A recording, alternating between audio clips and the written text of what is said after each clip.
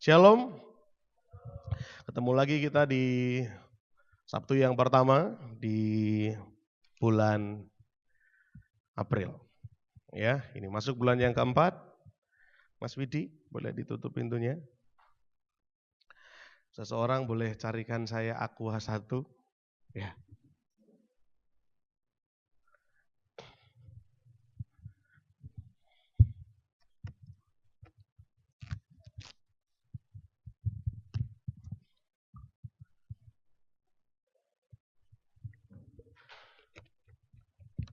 Oke, siapa siap terima berkat firman Tuhan boleh angkat tangan tinggi. Ya, ini masuk yang keempat di tahun 2017. Ya, masuk tahun yang keempat dengan tema tahun kita tahun ini. Tema tahun ini adalah Wisdom from above atau hikmat dari surga, hikmat dari atas. Ya, jadi tahun ini akan menjadi tahun di mana kita akan terus memohon Tuhan, memohon kepada Tuhan supaya Tuhan kasih kita hikmat dalam jalannya hidup. Ya, karena ketika engkau dapatkan hikmat, engkau akan berbahagia. Ya, ketika teman-teman raih hikmat, hidupmu menjadi maksimal, hidupmu jadi berbeda. Ya, oleh karena tahun ini kita mau sungguh-sungguh minta hikmat dari Tuhan. Bulan Januari kita belajar bagaimana kita harus takut akan Tuhan. Betul? Temanya apa? The fear of the Lord. Bagaimana kita harus takut sama Tuhan. Takut bukan berarti takut nanti kita masuk neraka atau bagaimana, takut nanti Tuhan hukum kita, bukan. Tapi takut itu lebih kepada bagaimana kita hormat kepada Tuhan sebagai penguasa hidup kita. Tuhan yang berdaulat, Tuhan yang berkuasa penuh. Bulan yang kedua kita belajar mengenai hati yang murni. Bagaimana kita punya hati yang murni di hadapan Tuhan. Berbahagialah mereka yang murni hatinya karena mereka akan melihat Allah. Melihat Allah tidak berarti harus melihat Tuhan secara kasat mata. Ada beberapa orang yang dikaruniai Tuhan untuk bisa melihat seperti itu. Tetapi melihat Allah juga memiliki arti bahwa kamu akan mengenal Allah secara pribadi. Kamu bisa bercakap-cakap dengan leluasa, dengan pribadi, dengan sepenuh hati kepada Tuhan. Bulan ketiga kita belajar mengenai peacemakers. Berbahagialah mereka yang membawa damai karena mereka akan disebut anak-anak Allah. Tuhan tuntut kita, Tuhan latih kita.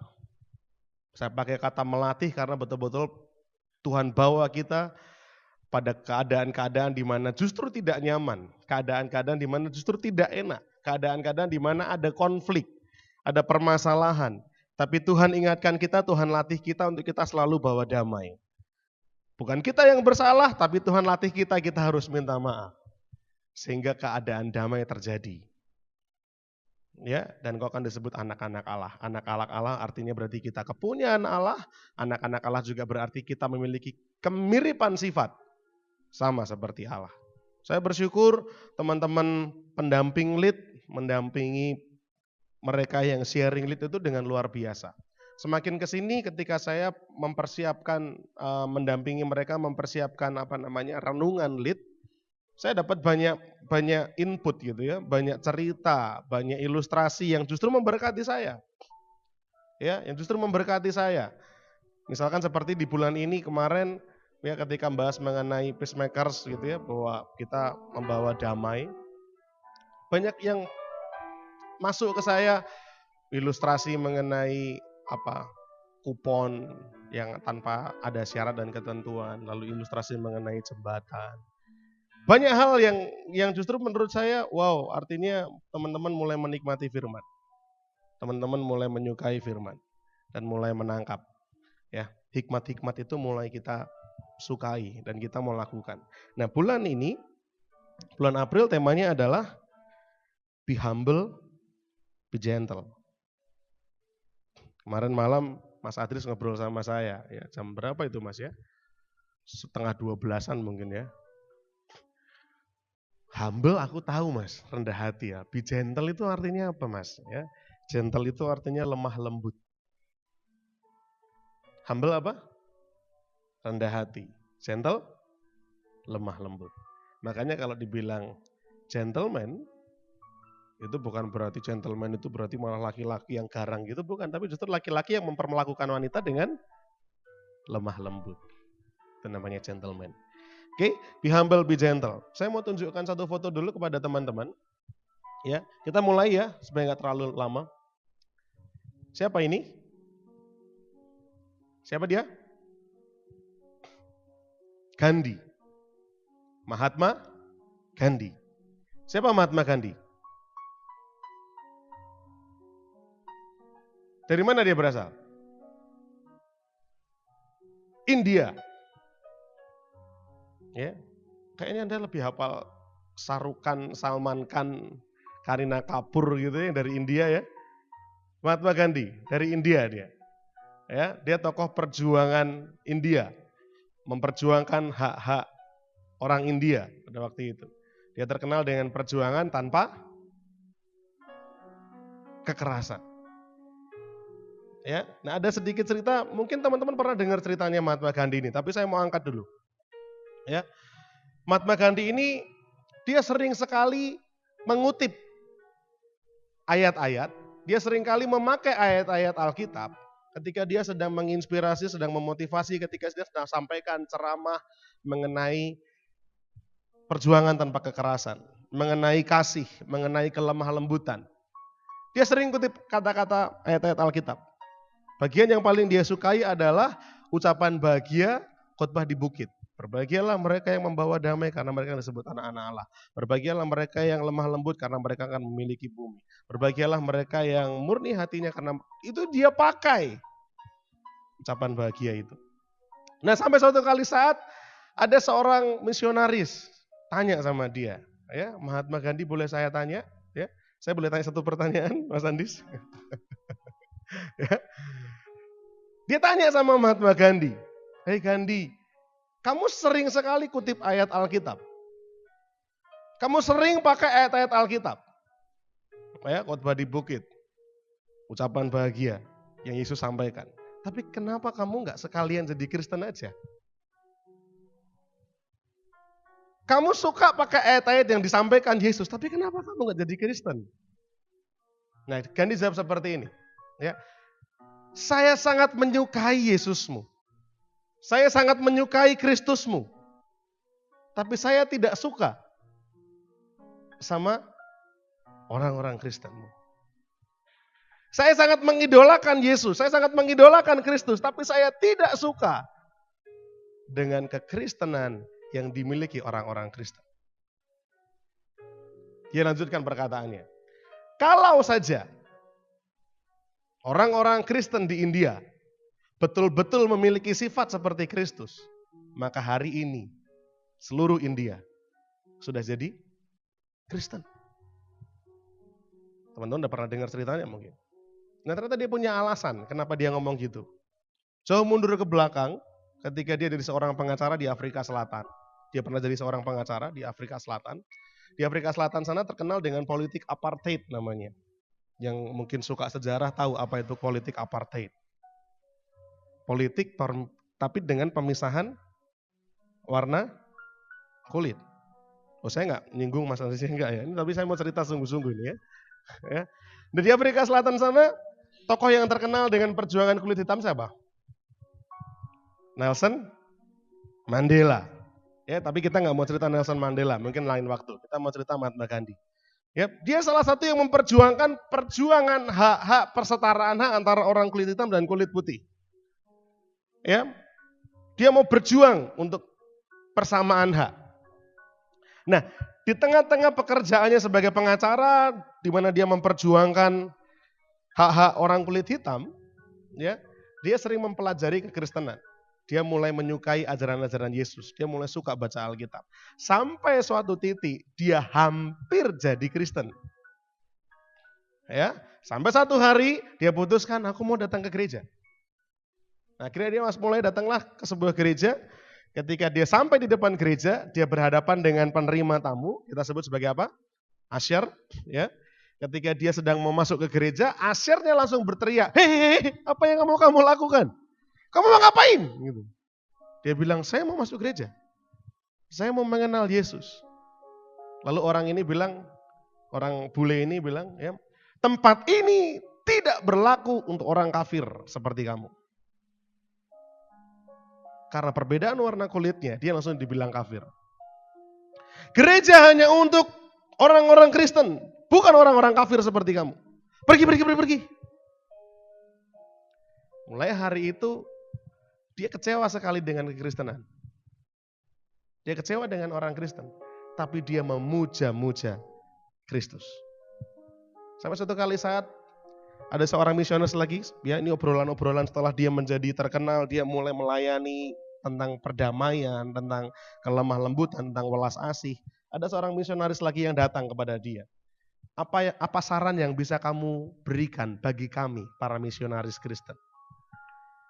Tahu saran yang diberikan? Dia bilang gini, mulailah bersikap, bertindak, berperilaku sama seperti Kristusmu.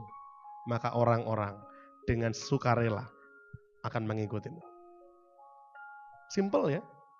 Nah hari ini saya mau sharing mengenai be humble, be gentle. Apa kaitannya sama ceritanya Mahatma Gandhi? Sayang ya, andai kata mungkin Asar itu dia tidak tolak Mahatma Gandhi, India hari ini sudah diselamatkan sama Tuhan. Ya. Nah, pengertian menurut Kamus Besar Bahasa Indonesia, KBBI, humble itu apa? Rendah hati. Rendah hati itu apa? Sifat tidak sombong, tidak angkuh. Orang Kristen tadi yang terima Gandhi, dia sombong sekali. Dia pikir bahwa dia sudah pasti masuk surga ya. Wah, aku udah Kristen nih.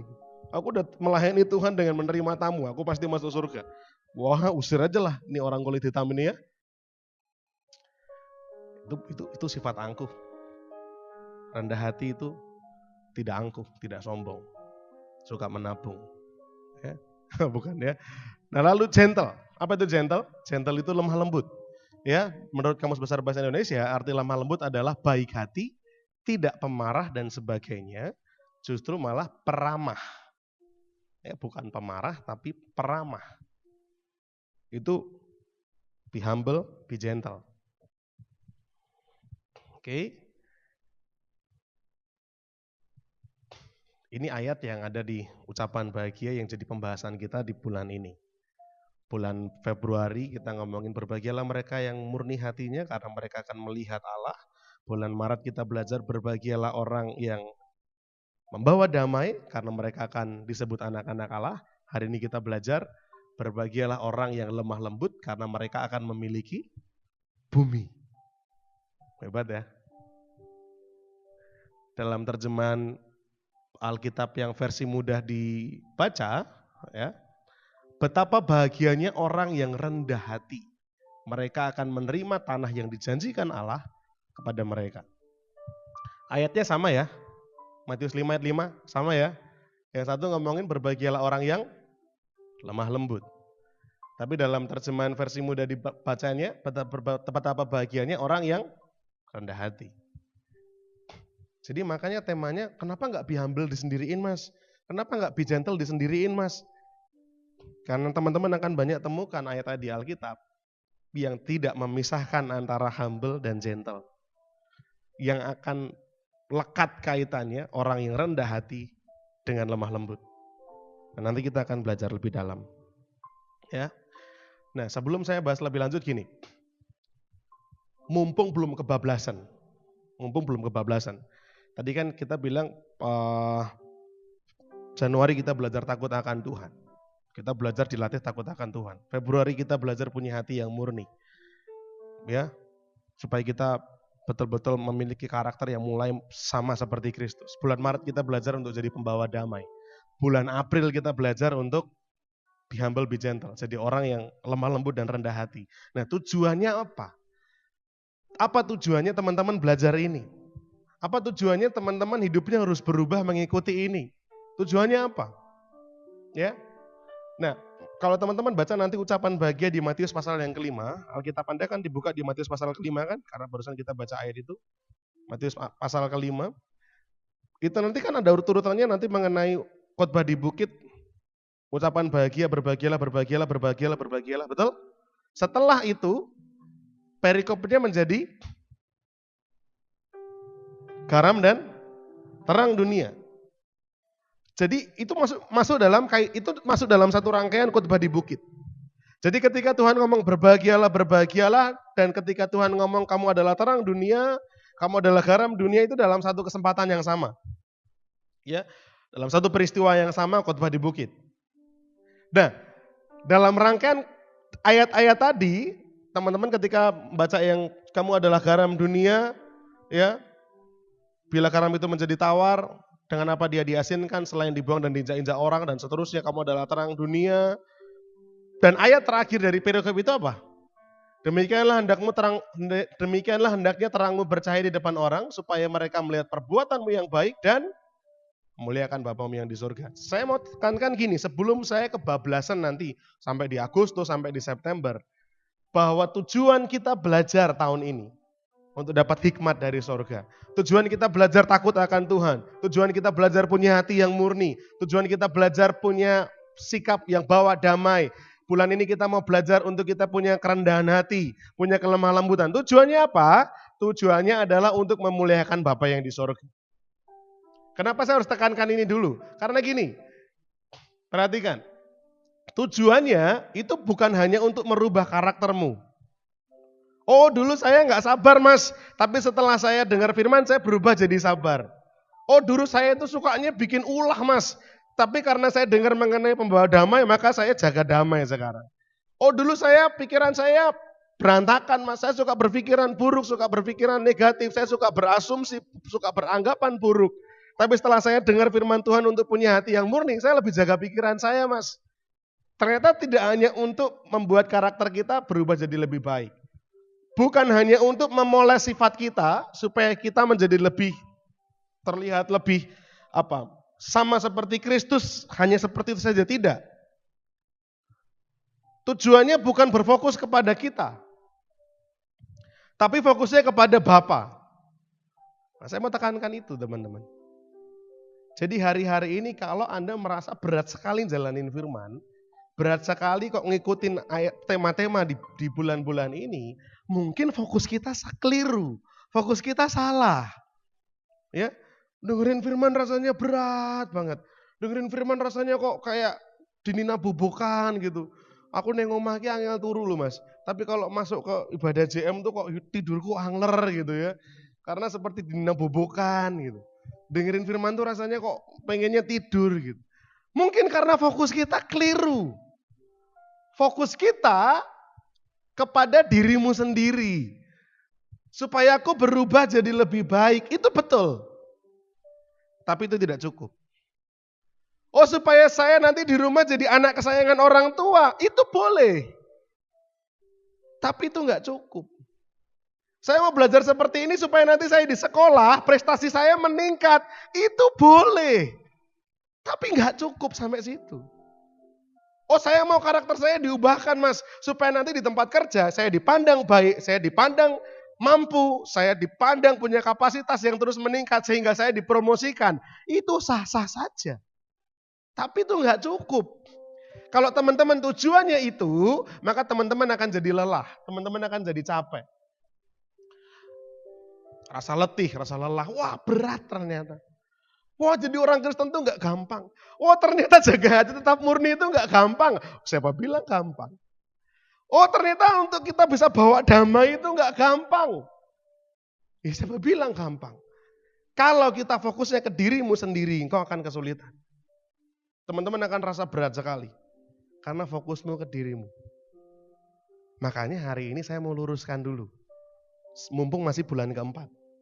Tujuanmu takut akan Tuhan, tujuanmu punya hati yang murni, tujuanmu untuk jadi bawa damai, tujuanmu jadi orang yang rendah hati dan lemah lembut. Tidak lain dan tidak bukan. Supaya orang kenal Yesus dalam kehidupan. Amin. Bukan supaya kamu sekedar dipromosikan. Enggak, boleh. Itu nanti efek sampingnya. Bukan sekedar nanti prestasimu di sekolah meningkat. Oh itu pasti akan Tuhan berikan. Bukan sekedar nanti di rumah kamu jadi anak kesayangan orang tua. Itu pasti akan terjadi. Tapi kalau tujuanmu ke situ, teman-teman akan capek. Ketika di sekolah, Anda berusaha untuk tetap benar, jaga hati tetap murni, jadi pembawa damai. Hanya supaya tujuanmu jadi murid yang diperhatikan guru, jadi murid teladan, maka Anda akan capek. Soalnya aku udah berbuat benar, tapi teman-temanku justru menjauhi aku.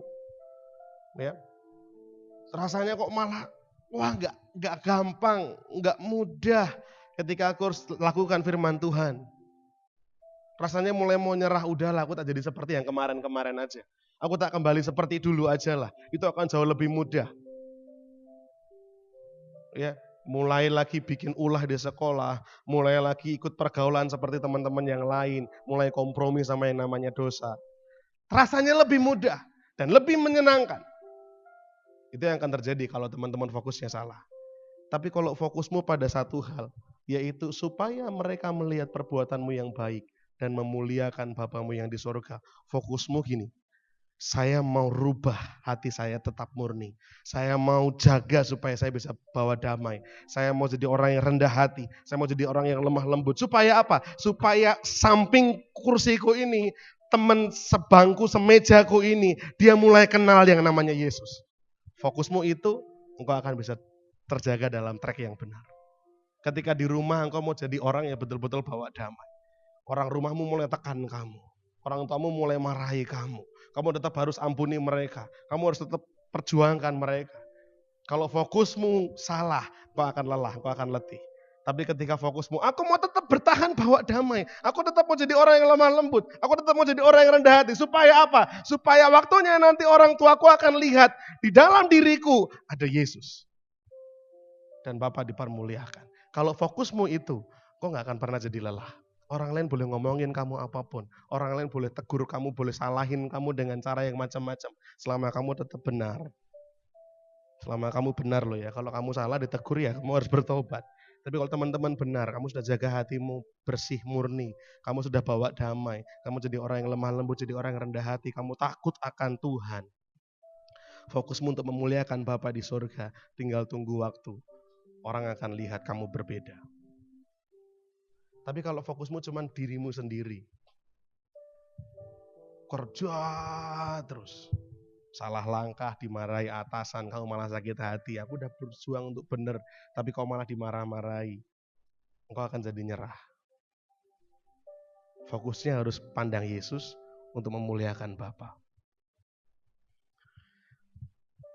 Jawil kanan kiri kita, fokusnya memuliakan Bapa di surga.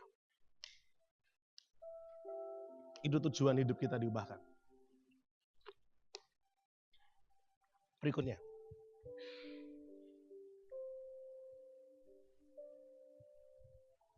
Ada pekerangan? Kenapa tidak bisa di next? Oke. Cara hidup umat Allah. Kita buka Efesus pasal 4 ayat 1 dan 2. Efesus pasal 4 ayat 1 dan 2. Yuk kita baca bareng-bareng yuk. Sudah ketemu? Yuk kita baca. 2, 3. Sebab itu aku menasihatkan kamu, aku orang yang dipenjara karena Tuhan, supaya hidupmu sebagai orang-orang yang telah dipanggil berpadanan dengan panggilan itu. Hendaklah kamu selalu rendah hati, lemah lembut, dan sabar.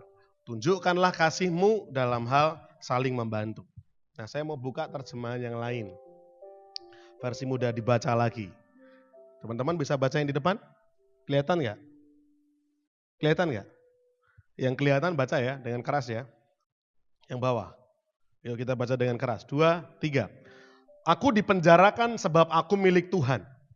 Dan Allah memilih kamu menjadi umatnya. Aku menasihati kamu sekarang supaya kamu hidup sebagaimana umat Allah harus hidup. Hendaklah kamu tetap rendah hati dan lemah lembut, sabar dan saling menerimalah dengan kasih. Nah, yang saya cetak tebal ini, itu didahului dengan anak kalimat, aku menasihati kamu sekarang supaya kamu hidup.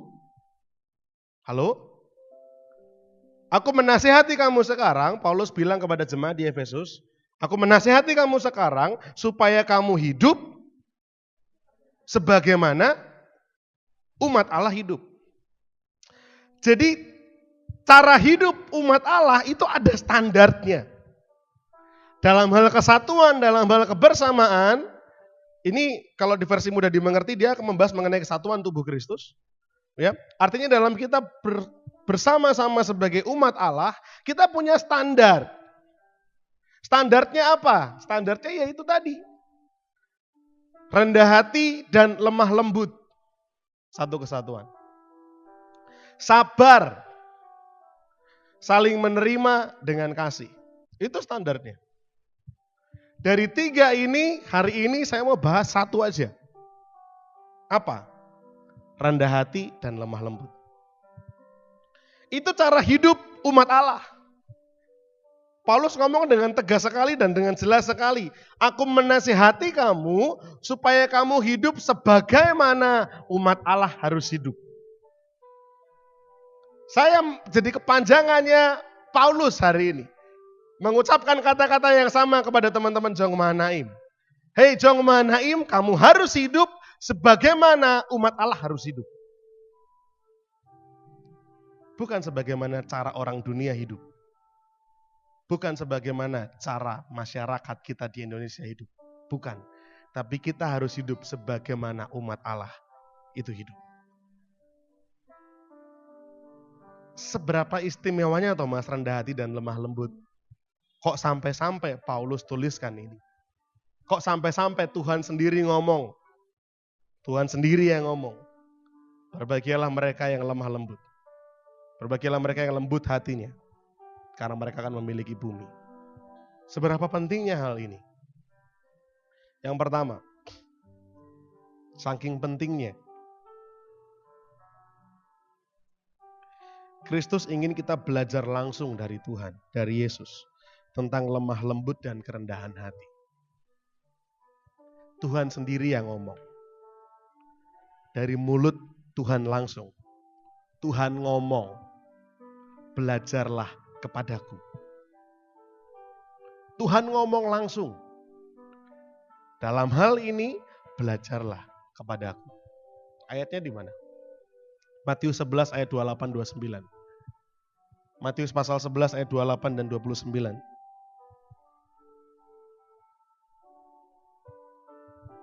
Hari ini kita akan banyak buka ayat, kita akan belajar Alkitab. Ya. Matius 11 ayat 28-29, perhatikan di sana, saya akan baca dari sini. Marilah kepadaku, kata Yesus ya, marilah kepadaku semua yang letih lesu dan berbeban berat. Aku akan memberi kelegaan kepadamu. Pikulah kuk yang kupasang dan ditulis apa di sana? Belajarlah padaku. Yang ngomong siapa? Yesus. Yesus ngomong sama murid-muridnya. Belajarlah padaku. Akan hal ini, tentang hal ini, belajarlah kepadaku.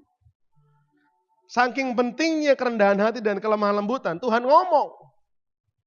Pikul kuk yang kupasang dan belajarlah kepadaku.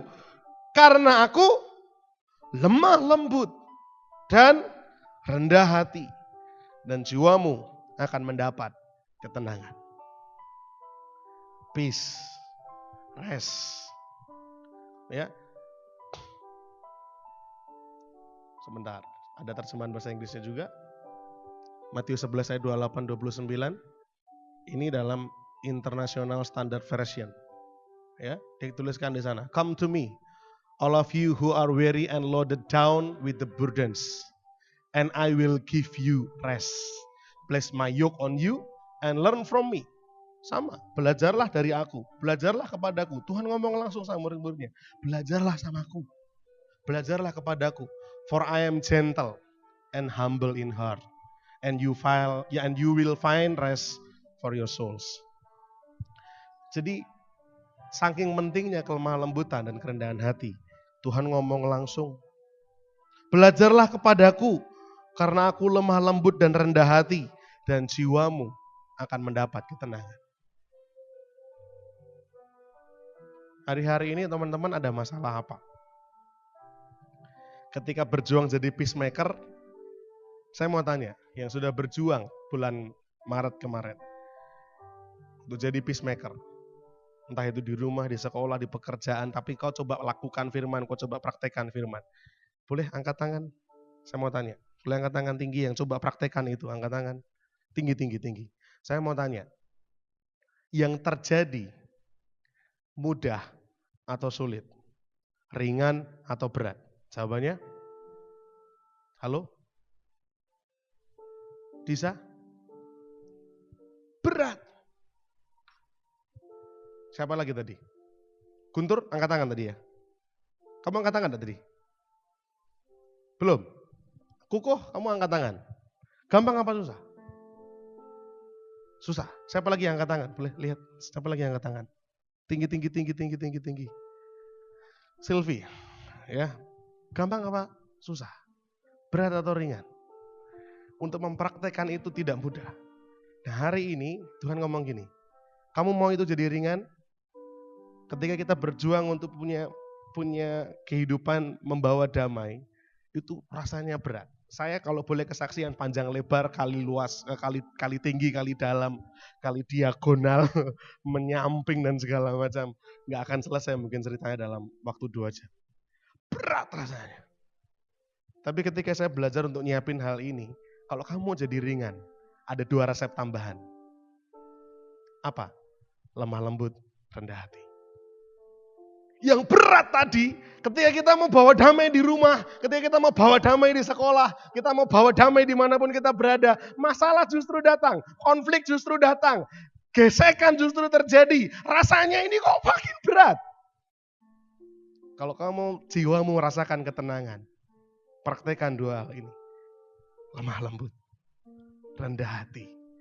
Tuhan selentik, diam, rendah hati.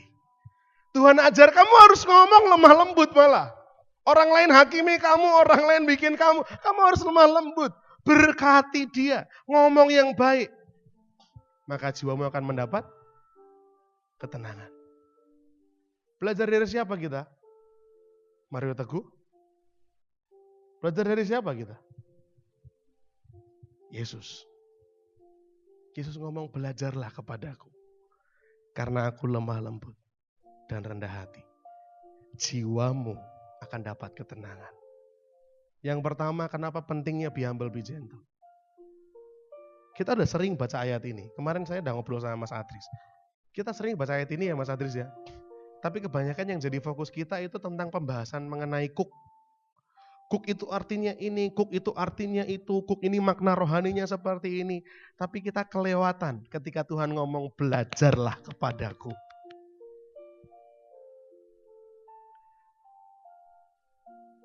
Saya bayangin gini, kalau teman-teman kebanyakan mungkin sekolah ya, kebanyakan sekolah.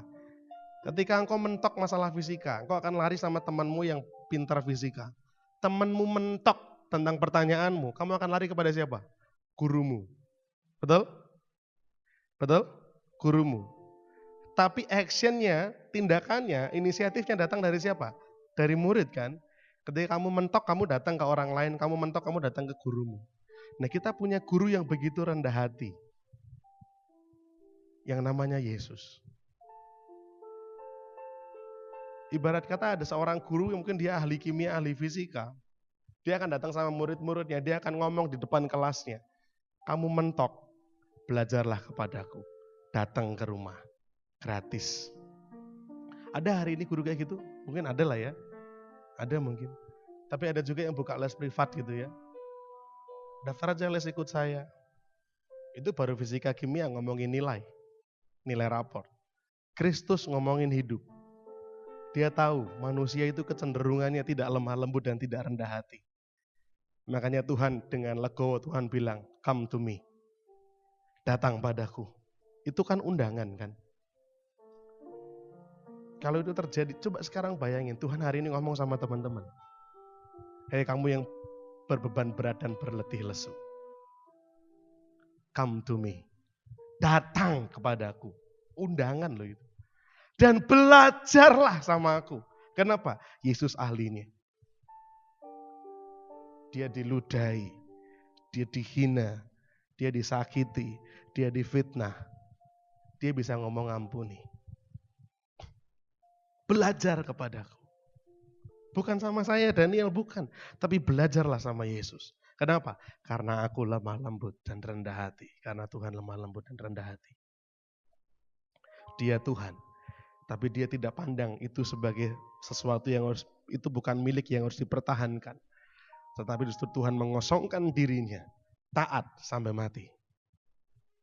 Oke, yang kedua, kenapa be humble, be gentle itu penting kita pelajari? Karena be humble, be gentle itu bukan simbol kelemahan. Be humble, be gentle itu justru merupakan simbol kekuatan yang luar biasa. Kenapa saya bahas ini? Ya, kebanyakan orang ketika ngomongin kerendahan hati, kelemah lembutan, kamu dihina kamu nggak bales, kamu disakiti kamu nggak bales, kamu diteriakin kamu nggak bales, diperlakukan tidak adil kamu nggak bales. Orang dunia akan bilang kita lemah, jireh, penakut. Kalau teman-teman diemnya karena diem takut, berarti Anda bukan rendah hati, memang Anda takut.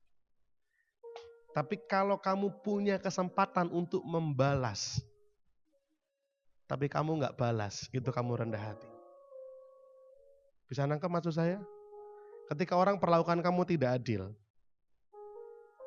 ya, kamu membalas, tapi kamu takut, itu kamu tidak rendah hati. Itu memang berarti kamu takut. Tapi kalau ketika kita diperlakukan gak adil, kita punya kesempatan sebenarnya buat balas. Kita punya peluang nih buat balas nih. Saya dihakimi, saya punya kesempatan untuk hakimi. Saya difitnah, saya punya kesempatan untuk saya memfitnah. Saya diperlakukan gak adil, saya punya kesempatan untuk perlakukan tidak adil. Tapi ketika kita punya kesempatan tapi kita tidak mau melakukan, engkau rendah hati. Kenapa? Karena itu kekuatan yang sebenarnya. Kelemah lembutan dan kerendahan hati bukan simbol kelemahan, tapi itu simbol kekuatan yang luar biasa. Markus pasal 9 yuk kita buka yuk.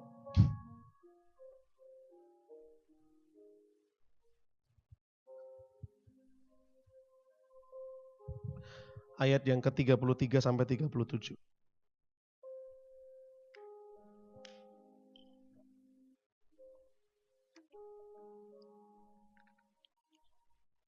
Perikopnya apa? Siapa yang terbesar di antara para murid? 33. Kemudian tibalah Yesus dan murid-muridnya di Kapernaum. Ketika Yesus sudah di rumah, Yesus bertanya kepada murid-muridnya, apa yang kamu perbincangkan tadi di tengah jalan? Tapi mereka diam, sebab di tengah jalan tadi mereka mempertengkarkan siapa yang terbesar di antara mereka. Lalu Yesus duduk dan memanggil ke-12 murid itu. Katanya kepada mereka, jika seseorang ingin menjadi yang terdahulu, hendaklah ia menjadi yang terakhir dari semuanya dan pelayan dari semuanya. Maka Yesus mengambil seorang anak kecil dan menempatkannya di tengah-tengah mereka. Perhatikan, kemudian ia memeluk anak itu dan berkata kepada mereka, barang siapa menyambut seorang anak seperti ini dalam namaku, ia menyambut aku. Dan barang siapa menyambut aku, bukan aku yang disambutnya, tetapi Bapa yang mengutus aku. Ada lanjutannya sebenarnya kata-kata ini, ya. Ada lanjutannya sebenarnya kata-kata ini. Ada di Matius, maaf.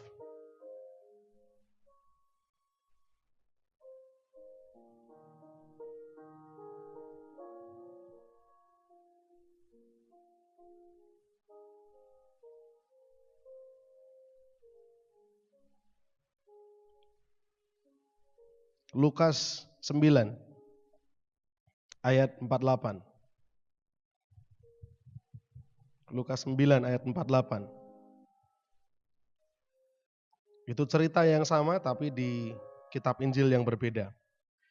Ya, Lukas 9 ayat 48 dituliskan dan berkata kepada mereka, Yesus berkata kepada murid-muridnya, barang siapa menyambut anak ini dalam namaku, ia menyambut aku. Dan barang siapa menyambut aku, ia menyambut dia, yaitu Bapa yang mengutus aku. Karena yang terkecil di antara kamu sekalian, dialah yang terbesar.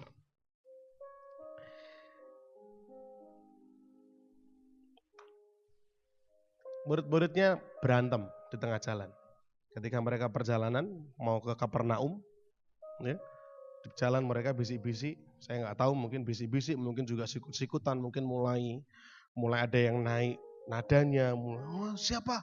Mungkin Petrus berkata, ya akulah, aku dong. Ya, dengan sifatnya yang keras kepala gitu ya. Mungkin murid-murid yang lain bilang, oh bukan kamu, aku. Ya, mereka mulai yang saling, mungkin Yudas berkata, oh nggak bisa, akulah. Aku yang pegang duit, gitu kan. Coba kalau nggak pakai duit, kamu mau makan apa? Wah, mungkin mereka mulai mempertengkarkan siapa yang terbesar di antara mereka. Sampai di rumah Yesus ngomong, tadi kamu di jalan ngobrolin apa? Nggak ada yang jawab. Nggak ada yang jawab. Ya, tapi mereka diam, tidak ada yang menjawab. Tapi Yesus tahu. Yesus bilang, jika seorang ingin menjadi yang terdahulu, hendaklah ia menjadi yang terakhir dari semuanya dan pelayan dari semuanya. Kerendahan hati itu justru kekuatan yang luar biasa. Kenapa? Karena orang yang rendah hati itu nantinya akan dipakai Tuhan untuk jadi yang pertama. Orang yang rendah hati justru akan dipakai Tuhan untuk jadi yang terutama. Kalau orang dunia, kamu mau jadi juara, kamu harus sikut kanan, sikut kiri. Kalau kamu mau jadi pemenang, kamu mau jadi juara, kamu harus kalahkan yang lain. Kalau prinsipnya Tuhan, kalau kamu mau jadi pemenang dalam kehidupanmu, rendah hati. Jadi yang paling belakang di antara yang semuanya. Jadi pelayan dari semuanya, kamu akan jadi yang terdahulu. Punya kekuatan yang luar biasa. Matius 20 ayat 25-28, yuk. Tadi saya sudah bilang ya, kita akan banyak buka ayat. Matius 20 ayat 25.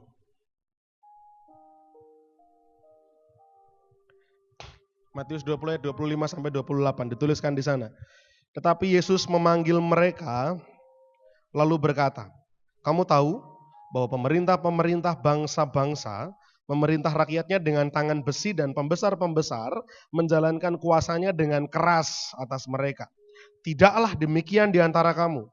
Barang siapa ingin menjadi besar di antara kamu, hendaklah ia menjadi pelayanmu. Dan barang siapa ingin menjadi terkemuka di antara kamu, hendaklah ia menjadi hambamu. Sama seperti anak manusia datang bukan untuk dilayani, melainkan untuk melayani dan untuk memberikan nyawanya menjadi tebusan bagi banyak orang. Tuhan katakan prinsip yang unik ya. Barang siapa ingin menjadi besar, kalau mau jadi besar, dia harus jadi pelayan. Barang siapa ingin jadi terkenal, terkemuka, dia harus jadi hamba. Kekuatan kerendahan hati justru akan diangkat sama Tuhan. Jadi kerendahan hati itu bukan lemah, teman-teman. Rendah hati itu bukan ciri-ciri orang lemah, justru kerendahan hati ini kekuatannya luar biasa. Dahsyat. Amsal 16 ayat 32 katakan demikian.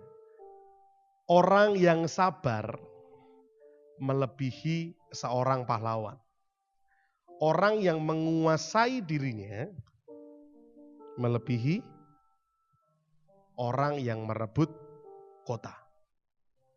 Orang yang sabar dan menguasai diri melebihi seorang pahlawan. Kalau bahasa Inggrisnya pahlawan itu the mighty. The mighty itu orang yang gagah perkasa, orang yang kuat. Itu the mighty. Ya. Dan akan melebihi orang-orang yang berhasil merebut kota. Bukan pekerjaan mudah ketika merebut kota, menguasai kota musuh. Itu perjuangannya luar biasa. Nah, Amsal tuliskan buat orang-orang yang sabar dan mampu menguasai dirinya. Kekuatannya lebih dari para pahlawan dan yang merebut kota.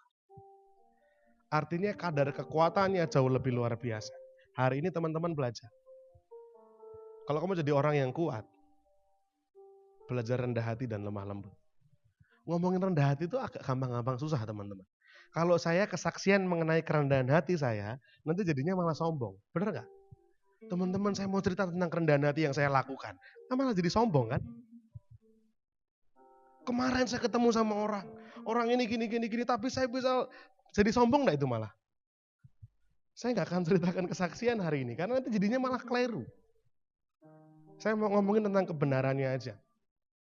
Mengenai apa yang sudah saya kerjakan, itu urusan saya sama Tuhan. Mengenai sikap yang sudah saya lakukan, prinsip kerendahan hati yang mungkin sudah saya perjuangkan, itu urusan saya sama Tuhan. Kalau saya ceritain, jadinya sombong. Teman-teman juga gitu. Kalau teman-teman cerita, loh aku ini loh ya, sebagai hamba Tuhan aku berusaha jadi rendah hati. Nah nanti jadinya keliru. Jadinya malah seperti merendahkan diri di atas gunung katanya. Sama-sama tingginya. Ya, so saya cuma mau kasih kebenarannya. Orang yang rendah hati, orang yang sabar, orang yang mampu menguasai dirinya, orang yang lemah lembut, kekuatannya jauh melebihi pahlawan, jauh melebihi orang yang mampu menguasai kota, merebut kota. Saya tuliskan di sana kekuatan dalam kendali. Maksudnya apa? Gini, orang yang rendah hati, orang yang remah lembut, bukan berarti dia tidak bisa marah. Bukan berarti dia tidak bisa keras. Bukan berarti dia tidak bisa tegur orang. Enggak. Tapi dia punya kekuatan yang dalam kendali. Kenapa? Tuhan ngomong kayak gini, marilah kepadaku semua yang letih lesu dan berbeban berat. Aku akan memberi kelegaan kepadamu. Pikulah kuk yang kupasang dan belajarlah kepadaku. Karena aku lemah lembut dan rendah hati. Tapi Alkitab mencatat. Tuhan pernah tegur murid-muridnya. Ketika Tuhan suruh murid-muridnya untuk berjaga-jaga. Tuhan mau berdoa. Tuhan bilang kamu berjaga-jagalah barang sejenak. Aku mau berdoa dulu. Ketika Tuhan kembali dari berdoa dia mendapati murid-muridnya tertidur. Tuhan ngomong apa sama murid-muridnya? Tidak bisakah kamu berjaga-jaga barang sejenak? Loh katanya Tuhan rendah hati, katanya Tuhan lemah lembut. Kekuatan dalam kendali.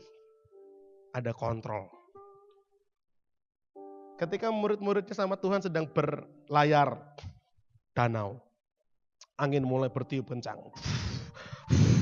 Murid-murid mulai keluarkan air dari dalam perahu. Mereka mulai panik, mereka mulai bilang, kita mati, hari ini kita mati. Tuhan kok nggak bangun-bangun, Tuhan kok nggak tolong kita. Ketika Tuhan bangun, apa yang Tuhan ucapkan pertama kali? Dia langsung tolong murid-muridnya. Tuhan bilang, kenapa kamu nggak percaya? Sampai kapan kamu seperti ini? Hei orang-orang yang tidak percaya. Tuhan tegur murid-muridnya. Baru setelah itu Tuhan menghardik angin ribut itu. Diam dan jadilah tenang. Loh katanya Tuhan lemah lembut dan rendah hati. Ada kekuatan dalam kendali. Ketika Tuhan datang ke bait Allah. Di situ ada meja-meja pertukaran uang. Dia marah, rumahnya bapaknya dipakai untuk seperti ini. Dia jongkir balikan meja pertukaran uang. Dia marah besar. Loh katanya Tuhan lemah lembut dan rendah hati. Ada kekuatan dalam kendali. Ketika Tuhan keluarkan ketegasannya, tidak berarti Tuhan melanggar firman-Nya. Tapi ada kebenaran yang harus ditegakkan. Tapi di sisi lain, ketika ada seorang perempuan yang kedapatan berbuat zina, orang-orang tuntut ketegasan. Orang-orang bilang, "Hey Yesus, kan kamu guru, paham dong hukum Musa?" Ini perempuan kedapatan berbuat zina. Hukum Musa bilang apa? Kalau ada perempuan yang kedapatan berbuat zina, dia harus dilempari batu sampai mati. Alkitab tulis Tuhan cuman jongkok dan dia mulai tulis-tulis di tanah. Dia ngomong sama orang-orang di situ sebelumnya. Barang siapa di antara kamu yang tidak berdosa, boleh melempar perempuan ini. Alkitab tulis, ada yang melempar? Enggak ada. Alkitab tulis seperti ini. Lalu mulailah mereka pergi. Mulai dari yang paling tua. Mundur. Yang paling tua mungkin merasa dosaku lebih akeh ya. Kan udah lama hidup gitu kan. Jadi timbunan dosanya mulai mundur. Oh iya saya juga berdosa. Pergi dulu gitu kan.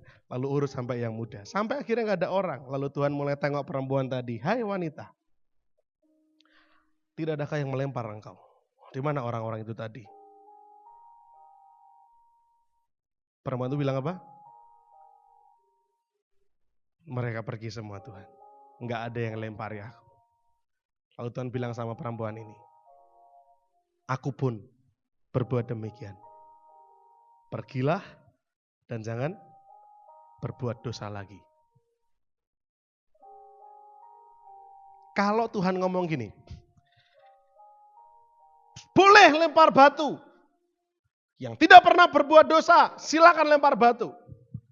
Saya udah pernah ceritakan ini berulang kali, tapi saya sangat suka hal ini. Ini bukti bahwa Tuhan tegas, tapi Tuhan juga lemah lembut. Ketika Tuhan ngomong, Di antara kamu yang gak berdosa, kamu boleh lempar batu. Di situ siapa yang gak berdosa? Ada? Dalam kejadian itu adakah yang tidak berdosa? Ada. Satu orang. Namanya Yesus. Dia satu-satunya yang punya hak untuk lempar batu. Karena dia ngomong, di antara kamu yang gak berdosa, lempar batu. Tuhan tidak pernah berbuat dosa. Tuhan punya hak untuk lempar batu. Tapi Tuhan juga bilang, aku pun berbuat demikian. Pergilah dan jangan berbuat dosa lagi. Kekuatan dalam kendali orang yang lemah lembut, orang yang rendah hati. Bukan berarti Anda juga nggak boleh tegur orang. Bukan berarti Anda juga nggak bisa tegas dengan prinsip-prinsip kebenaran firman Tuhan. Enggak. Orang lemah lembut, orang yang rendah hati itu lebih dari para pahlawan, lebih dari orang yang merebut dan menguasai kota. Tapi engkau pergunakan kekuatanmu itu dalam kendali. Siapa yang mengendalikan? Roh Kudus. Roh Kudus yang kasih kendali. Kapan kau harus berdiam diri? Kapan kau harus lemah lembut? Dalam bahasa Inggrisnya lemah lembut itu meekness sebenarnya. Meekness itu berarti lemah lembut, ramah. Kapan? Saya kalau sama teman-teman JM di sini, saya mungkin terkenal keras. Saya akui, saya keras. Tapi coba cek, pernahkah saya keras kepada Anda tanpa tujuan? Pernah enggak? Saya tegas sama Anda tanpa tujuan. Pernah? Saya marah ngamuk sama Andis misalkan, tapi tanpa tujuan. Tiba-tiba saya ngamuk. Pernah? Saya mau ada yang diluruskan. Yang bengkok diluruskan kembali. Untuk apa? Supaya kita bisa hidup dalam kebenaran. Tapi ketika tidak ada masalah, kita fine saja. Kita happy, senyum bareng, ketawa bareng. Kalau yang ketemu sama saya deg-degan, grogi, pasti nyimpen sesuatu. Pasti ada yang gak beres. Kalau gak ada yang disimpan yang aneh-aneh, ketemu saya fine-fine aja. Ya, so teman-teman, yuk kita semua belajar untuk mengontrol kekuatan yang luar biasa ini. Kerendahan hati dan kelemahan lembutan. Kekuatan dalam kendali. Ya, yang terakhir. Rendah hati dan lemah lembut itu penerima warisan tanah perjanjian.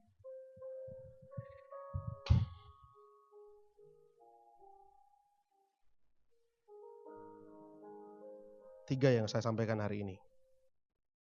Yang pertama, kenapa be humble, be gentle begitu penting? Karena Tuhan sendiri ngomong, belajarlah kepadaku. Itu hal yang nilainya luar biasa. Be humble, be gentle. Yang kedua, kenapa be humble, be gentle begitu penting? Karena itu bukan simbol kelemahan, tapi justru itu adalah simbol kekuatan yang luar biasa. Ketika teman-teman bisa rendah hati, engkau bisa jaga dirimu tetap rendah hati, tetap lemah lembut. Engkau punya takaran yang tepat dalam mengendalikan kekuatan ini. Teman-teman akan dapatkan luar biasa, Tuhan akan angkat kamu. Karena Tuhan suka orang-orang rendah hati. Dan dia membenci orang-orang yang congkak. Ya. Dan yang ketiga, kenapa be humble, be gentle begitu penting? Karena rendah hati dan lemah lembut itu penerima warisan tanah perjanjian. Matius 5 ayat 5 tuliskan demikian. Berbahagialah orang yang lemah lembut karena mereka akan memiliki bumi. Ya. Terjemahan Inggrisnya, mereka akan inherit the earth. Betul memang, mewarisi bumi. Ya. Tapi saya temukan yang asik. Matius 5 ayat 5 versi mudah dibaca lagi. Betapa bahagianya orang yang rendah hati. Mereka akan menerima tanah yang dijanjikan Allah kepada mereka.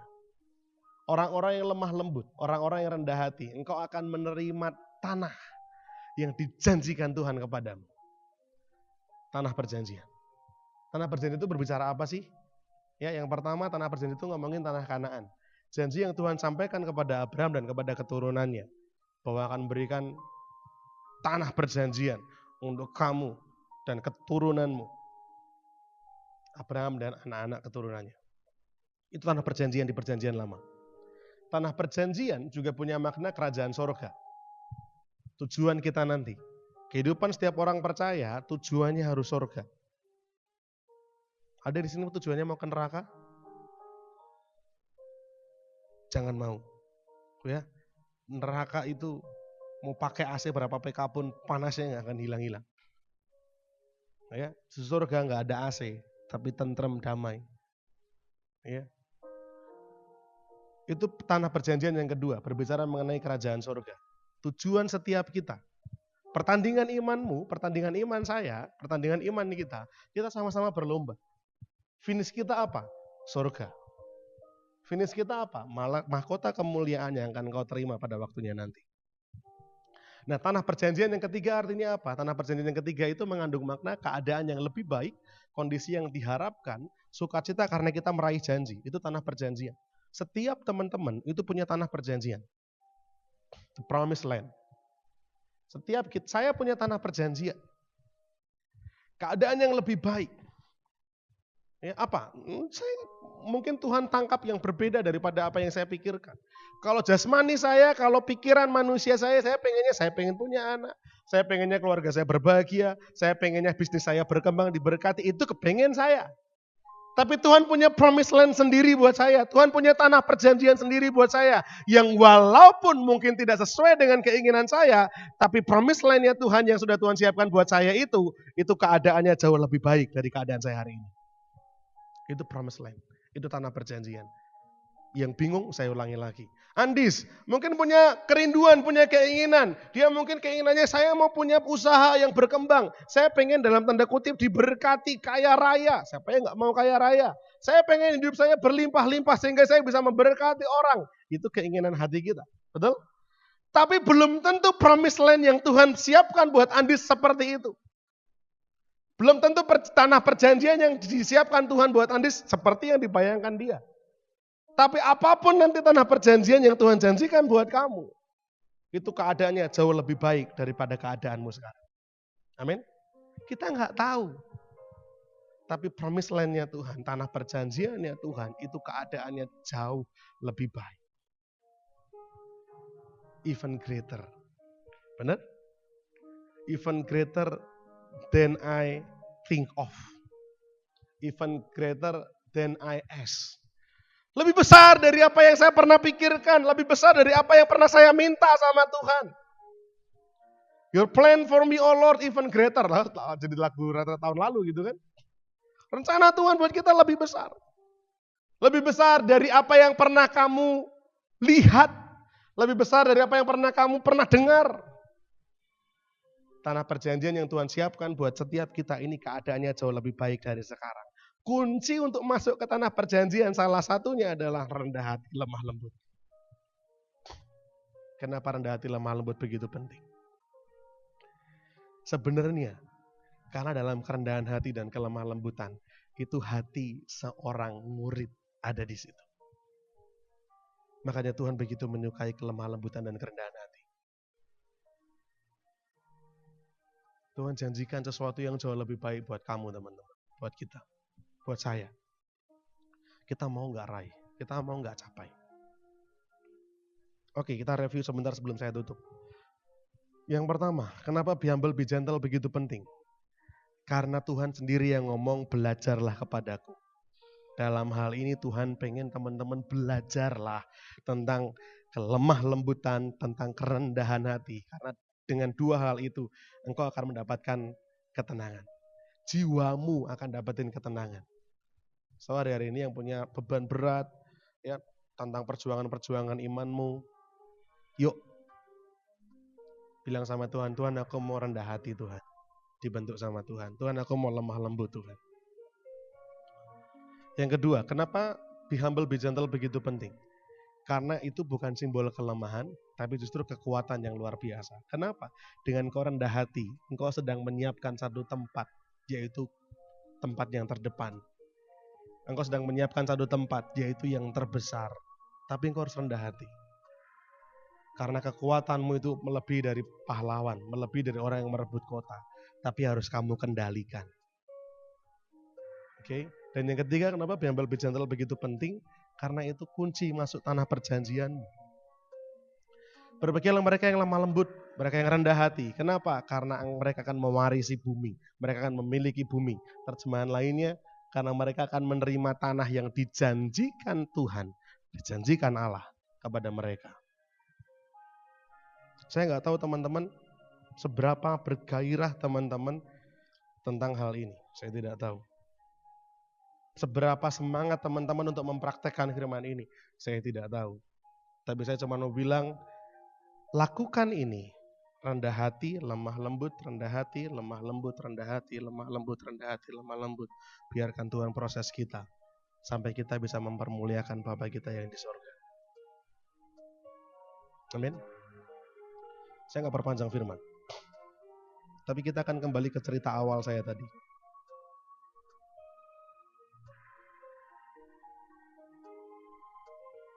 Andai kata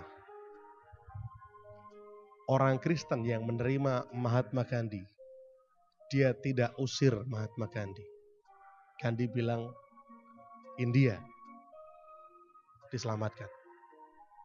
Andai kata orang Kristen tidak jadi arogan, andai kata orang Kristen tidak jadi sombong dan congkak, andai kata orang Kristen mau ikuti seperti Yesus, lemah lembut dan rendah hati, banyak orang bisa diubahkan. Banyak orang bisa diselamatkan.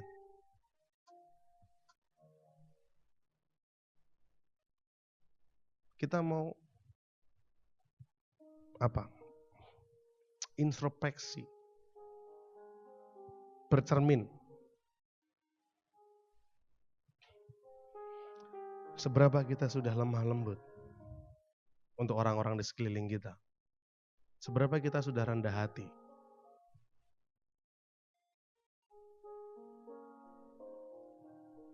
Apakah kita menghitung-hitung jasa kita? Apakah kita menghitung-hitung kebaikan kita? Apakah kita menghitung-hitung pelayanan kita?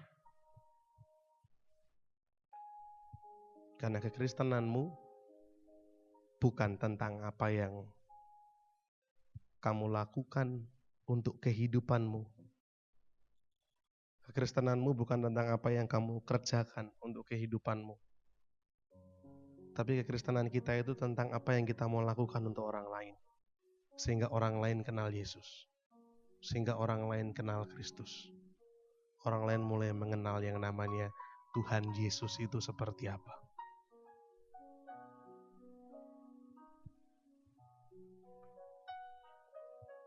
Seberapa kita mau lakukan ini?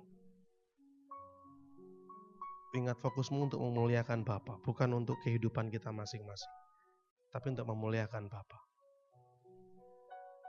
Tuhan latih saya begitu berat. Tapi ketika saya mempelajari firman ini, jadi lemah lembut, jadi rendah hati, kontrol kekuatanmu, kontrol power yang sudah aku taruhkan dalam hidupmu. Ini proses perjuangan yang harus dilakukan. Tujuannya apa? Supaya Bapa dipermuliakan. Tujuannya apa? Supaya semakin banyak orang kenal Yesus lewat hidup kita. Hari-hari ini orang lihat kamu, orang lihat kita, orang lihat apa? Orang lihat Devi, orang lihat apa? Lihat Yesus? Orang lihat Chris, orang lihat apa? Lihat papa mamanya? Atau lihat apa? Orang lihat Anissa, lihat apa? Oh, Anissa itu orangnya gini. Lihat Wisma, orang lihat Wisma. Oh, lihat Wisma. Wisma itu seberapa kamu mau lakukan sampai orang lihat kamu itu lihat Yesus. Bisa? Bisa.